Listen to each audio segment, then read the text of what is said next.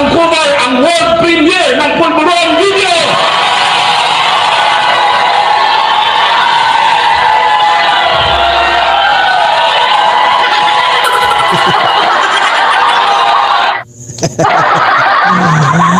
Sumisigaw po siya. Gusto ron nila ng video. Tapos yung sumisigaw. Nasa 50 piraso lang. 50 piraso lang naman yung video na nakikita natin mga kababayan. Ay yung mga nanonood. Ay, ako po mga kababayan. Tuloy. Ano ngayon ang kasagutan niya pag nakita na niya ang Pulburon Video? Ha, ha, ha! Deepfake yan! Well, Marcos Jr., meron pong authentication ang Pulburon Video, hindi AI, at ikaw... Hindi AI, meron pang authentication. Oh, ginaya na naman nila katulad nung hearing sa Senado na document na may authentication, may puncher. Mabuhay ang mga puncher, piki. Talaga yan sa video na yan. Papayag ba kayo ng Presidente ng Pilipinas? Bangag! Papayag ba kayo ng Presidente ng Pilipinas? Adik! Ano na lang mangyayari sa reputasyon? Galit na galit po si Roque mga kababayan.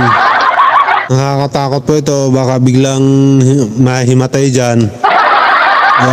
Kasalanan pa ng Pangulong Bongbong Marcos natin ngayon. Ng Pilipino sa buong mundo. Maglalakad kayo sa Vancouver. Oh, you're from the Philippines. Your president, Coke Addy.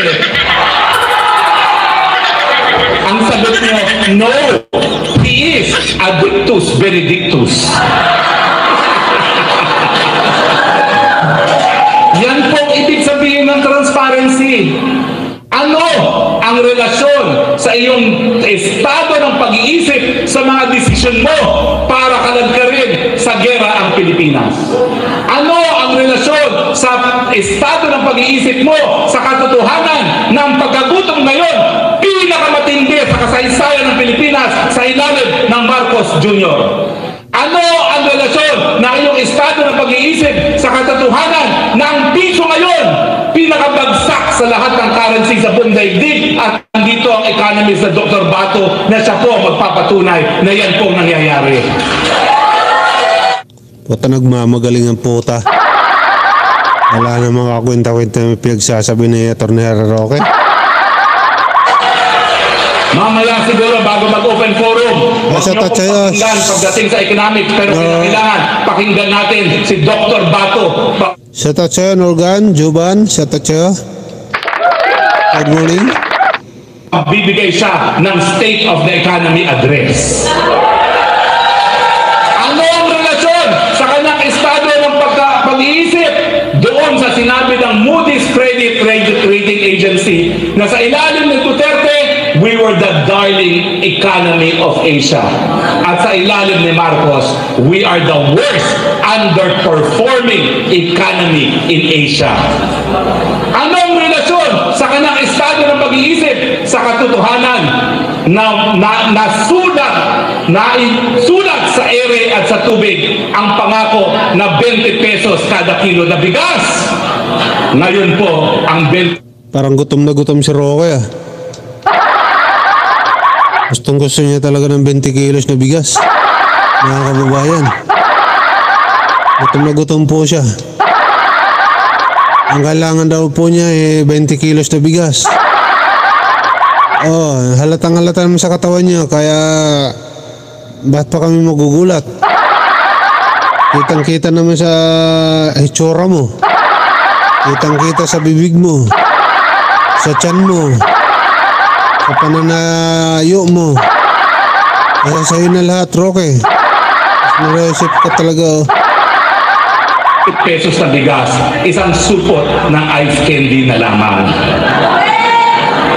Ano ang relasyon ng kanyang estado ng pag-iisip na ang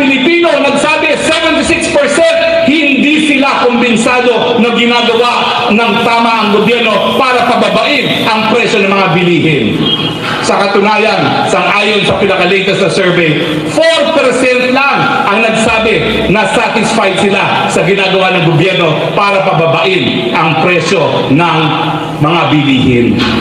Hindi po totoo ha, at si Dr. Bato ang aking teacher dyan, na walang magagawa sa pagtaas ng presyo ng bilihin. Ang sabi po ni Dr. Bato, Ang lalakas magsipagsalita ng itong mga taong to talaga. Samantala nung panahon ni Digong, itahimik naman itong mga aninimal na to. Ha? Wala naman to pinaggagawa dito sa nung sila ay nakaupo. Ha? Ito, tagapagsalita ito ni Pangulong Duterte dati. Wala rin naman siya nagawa sa mga bilihin ng pagtaas ng mga bilihin din. Ha? Pag upo ni Digong, okay pa yung mga bilihin eh. Pero pag pasok niya, tumaas din naman yung mga bilihin. Wala rin naman silang nagawa eh. Ha? Tapos ngayon, dada sila ng dada. Walang kakwenta-kwenta mga pinagsasabi. Mga kababayan. Diba? Lalong-lalo nito itong mga DDS na to. Talagang meron talaga silang pinaglalaban na gusto talaga nila makuha yung Malacanang para maprotektahan nilang kanilang mga sarili, no? Tapos kanilang mga negosyo. Dr. Bato, supply-driven ang ating inflation dahil hindi natin sinusuportahan ang ating mga magsasaka na siyang pinakamalaking contributor sa ating ekonomiya. Ang kinakailangan natin mga magsasaka, subsidiya para sa mga bagong binhi, hybrid varieties na mas maraming mga ani, kahit ano pang panahon, pataba, insecticide, mga traktor, at Akala mo nun may alam sa agriculture.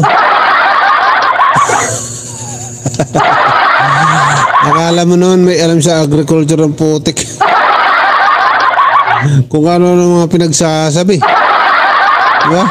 Explosive talaga. Hindi po importation na dahilan na lalong kinamamatay ng ating mga magsasaka.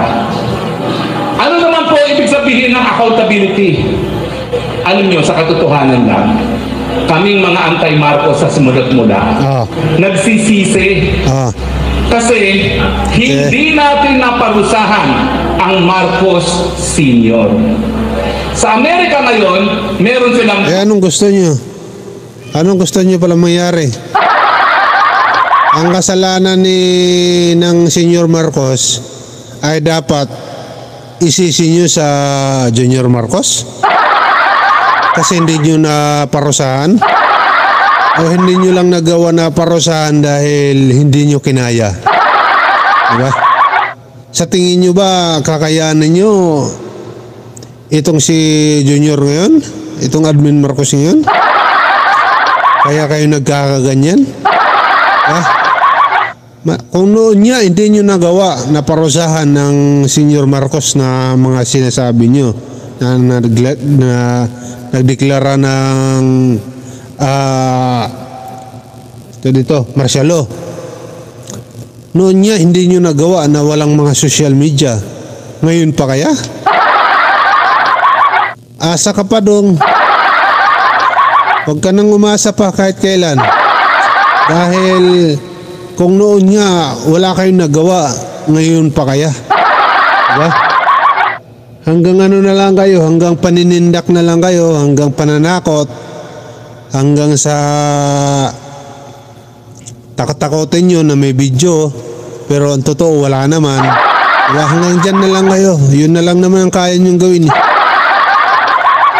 Marcos Sr. Sa Amerika ngayon, meron silang $2 billion judgment dahil sa human rights violations. Pero ni isa sa kanilang pamilya walang nakulong. Kaya tuloy, walang accountability. Kaya nauulit ang ating kasaysayan muli. Nauulit talagang hindi nyo lang matanggap ang katotohanan. Kayo mga DDS, hindi nyo lang matanggap ang katotohanan na si Pangulong Bongbong Marcos ay naging presidente. si Pangulong Bongbong Marcos. Shoutout sa'yo, Sir Jun Santos, Maricel Official TV. Shoutout sa'yo, sir. Good morning, ma'am. Good morning. Happy Monday. So na po ngayon mga kababayan. Roque, hindi nyo lang po matanggap, hindi nyo lang po matanggap na mayroon na po tayong presidente na Marcos ulit, di ba? Kahit kailan, hindi nyo mapaparusahan ang mga Marcos kasi nga wala naman silang ginagawang kasalanan.